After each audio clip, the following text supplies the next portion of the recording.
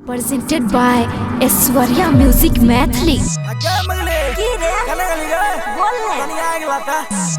बहुत दिन लागला रे कोरिया तोरा जैसन मरद कोरिया बरद मोर ना हो छोरे रे जोन रे मोर जोन रे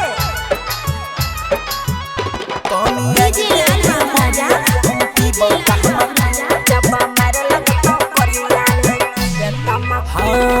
ओने से लियो थकल मारल घरे आना धुन ओने से लियो थकल मारल घरे आना धुन तनी आगे देगे मोगिया हम पीबो त हम कुल तनी आगे देगे मोगिया हम पीबो त हम कुल तनी आगे देगे मोगिया हम पीबो त हम कुल कन्ने से आइले थकल मारल घर आना धुन कन्ने से आइले थकल मारल घर आना धुन जब मारे लगतो कोरिया नहीं पीबे तमाकुल जब मारे खइभी मुनसा नहीं पीबे तमाकुल जब मारे लगतो कोरिया नहीं पीबे तमाकुल कान खोल के सुन ले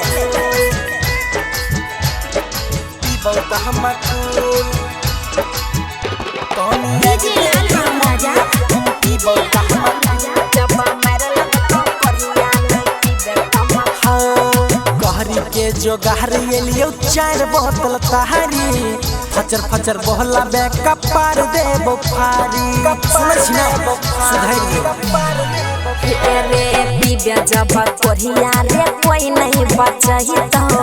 एते सुंदर दहिया माटी में जाइत हमर मार लाग छ तू गेला फेर बोल हमर मार लाग छ तू गेला फेर बोल तनी आग देगे मोगिया हम पीबो त हम कुल जब मार खइबे कोरिया नहीं पीबे तमाकुल तनी आग देगे मोगिया हम पीबो त हम कुल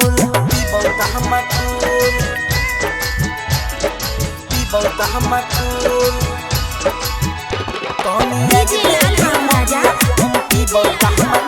जब मार लगतो कोरिया नहीं पीबे तमाकुल कोदर से महारी के टांग तोहर तोरा बो बोलतो भाई बाबू करो नहीं छोड़बो बात समझे छी ना मार दबो अरे हमरा नहीं समझे तू मुनसा कमजोर रे सोनू भैया से करबै बहुदी तोर रे धमकी नहीं देऊ यादव तो सुन धमकी नहीं देऊ यादव तो सुन तनी आगे देगे मोगिया हम पीबो त हम कुल जब मार खइबे मनुआ नहीं पीबे तमाकुल तनी आगे देगे मोगिया हम पीबो त